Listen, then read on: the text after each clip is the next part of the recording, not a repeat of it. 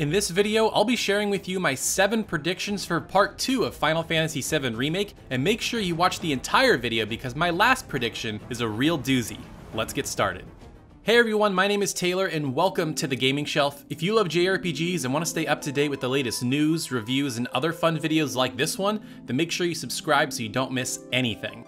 Now before I really begin, I want to give a giant spoiler warning. To properly talk about this topic, I need to spoil everything from Final Fantasy VII Remake, at least the most important bits. So if you don't want to get spoiled, you haven't beat the game yet, then make sure you turn this video off and come back when you beat it. And if you just don't care, or you already beat it, then keep on watching. What's going to happen in these future games is uncertain, and they even say that at the very end, saying the unknown journey will continue. I mean, if there's anything to take away from Part 1, it's that Square is trying to mess with your expectations and trying to throw you off the scent so you can't predict everything the way it played out in the original. And with that being said, let me get into my first prediction, and that is the game will begin in a flashback. Now, of course, the next big part in Final Fantasy VII Remake, the original, is that they all go to Calm, and there's a big exposition dump where Cloud talks about his time in Soldier and with Sephiroth. So I think the game will kick off in a flashback like that, whether it's him and Sephiroth in the back of the truck, them doing something at one of the reactors, or them fighting that giant dragon boss. I think that's where it will begin. And the reason why I say that is because Final Fantasy VII has one of the best openings in any game ever. It's really strong, it really gets you into the story right away, and I think they want to kick off Part 2 in just as strong of a way. Now, of course, after this, after they do all the exposition from Calm and Cloud's history with Soldier, I think it will then go back into the open world and it'll play out just how we expect. You'll head to the Chocobo farm and you'll have to cross the marsh.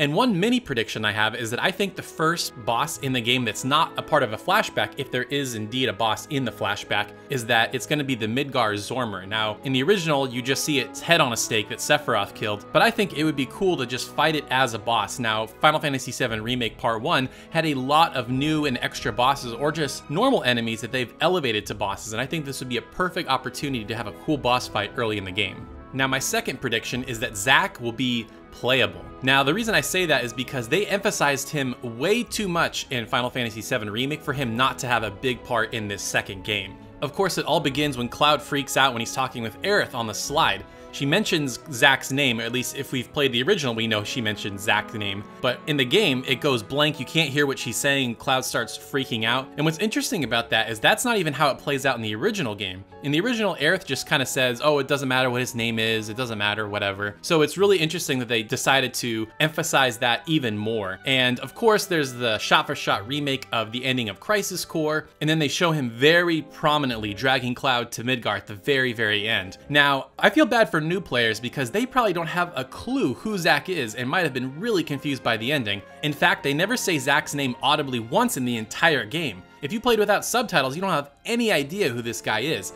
So I think it would really make sense for him not only to be playable, but for him to have more screen time. And honestly, what better way for players to get to know a character than to play as them in the game? And to dovetail off that, my third prediction is that we are going to spend much more time in GONGAGA Village. Now, if you don't know what GONGAGA is, we really didn't spend that much time there in the original Final Fantasy VII.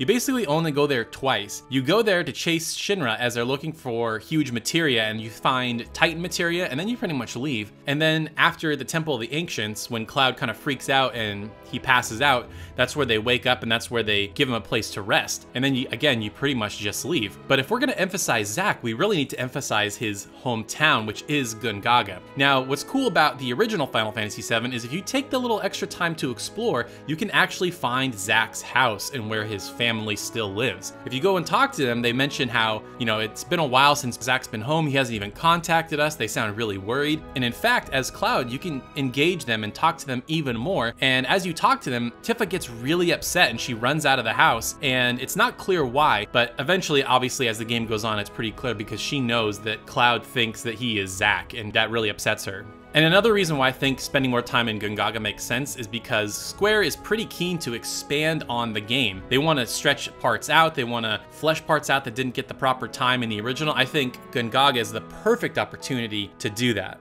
Now, before I move on to part 4, I just want to mention that 86% of the people that have been watching my videos are not subscribed. So if you're one of those people and you like JRPG content just like this, then please consider subscribing.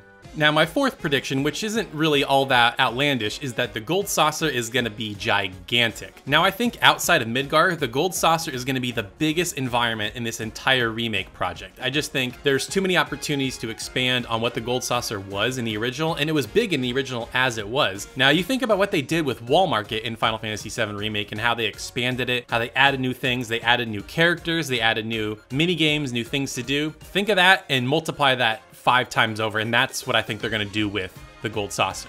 I can honestly foresee us spending 5 to 10 core story hours in the Gold Saucer just for all the different things you can do there, all the ways they're gonna expand it. And in fact, I think there's some really great story opportunities because in Final Fantasy VII Remake Part 1, it mentions that Jessie had a stage role at Gold Saucer at the little play area. Now, again, I wasn't sure if that was just Jessie's way of throwing her parents off because she doesn't want to tell them that she's part of Avalanche. But if it is true and she is indeed alive as it's teased at the very end, then that would be a really cool opportunity to maybe go watch Jessie in the play. I think that would be so cool. What a cool little story moment to have happen in Part 2. And of course, you want to talk about a moment that will be greatly expanded on, the date scene from the Gold Saucer in the original. Now, of course, it depends on how you interact with the characters and who it is and stuff like that, but I think by expanding the Gold Saucer, giving you more things to do there, I just think that date scene will be greatly expanded and it'll be more fleshed out and it'll give you a really great chance to connect with whatever character that is. Now, my fifth prediction is that BUGENHAGEN will have a much bigger role. Now, not to say that he didn't have a role in the original Final Fantasy VII, because he did, but I think he'll be an even bigger part in this next game. Now, for people who don't know who BUGENHAGEN is, he is the grandfather to Red 13, and when you go to Red 13's hometown of Cosmo Canyon, he shares a little bit more about Red 13, his history, the history of his family, and also kind of talks about the cycle of life on the planet. As people die, they return to the life stream, and then they return to the planet, and it's just this big cycle. And he seems to be really in tune with the planet, and it seems like that is going to be a big plot thread going forward, because obviously as the Arbiters of Fate were from the planet, it seems like BUGENHAGEN is going to be really in tune, and in fact, he might even know what the planet's thinking. He might even have foresight into the future, and I think what might even be really cool is that he might even have the ability to look at these divergent timelines that are happening that this remake series has created. Alright, my sixth prediction is that they are going to greatly expand the combat. And I think one of the ways that they're going to do that is with team-up attacks. And they sort of tease this team-up thing with the synergy materia. Now, if you never got synergy materia in Final Fantasy VII Remake, what it does is it allows your party member to do a follow-up attack with whatever materia you have linked to synergy attack.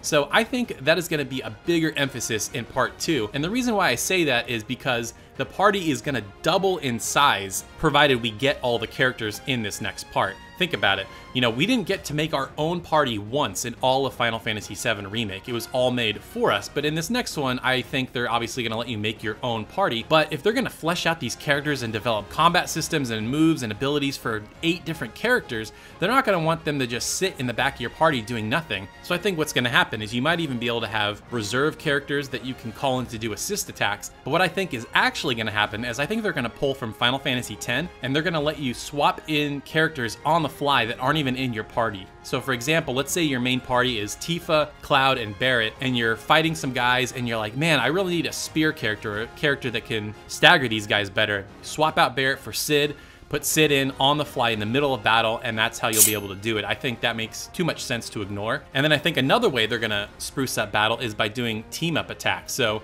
I think depending on who's on your party, like let's say you have Cloud and Tifa, I think if they're in the party at the same time, they'll be able to do a move together, some special move together, some limit break together. Think Chrono Trigger, all the different team-up attacks they have in Chrono Trigger. I think it's gonna be something like that. All right, and my seventh and final prediction, and definitely my boldest, is that I think that AERITH will not die.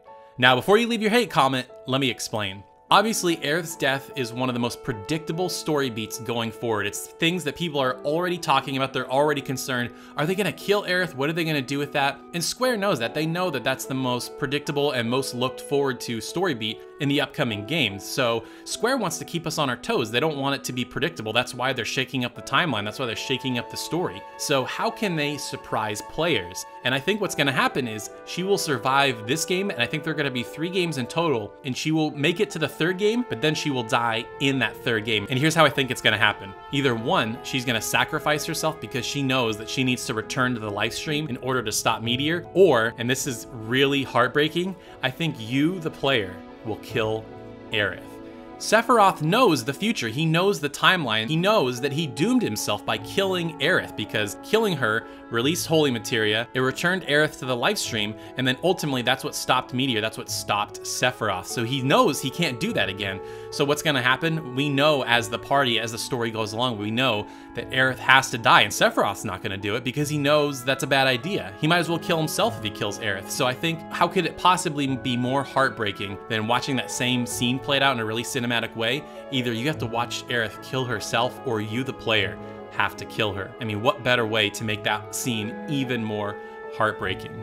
Now, if you're like me and you've already beat Final Fantasy VII Remake and you're hungry for more content, then make sure you check out my full review and an hour-long spoiler cast I did with my crew from Giant Sword Podcast. Now, that may not be out by the time this video goes out, but I'll leave a link to the description, or it'll be a link that you can click at the end right here. Now, definitely let me know what you think is gonna happen in part 2 in the comments. I'd love to hear, and make sure you're subscribed if you haven't already. Thanks for watching, and we'll see you in the next video.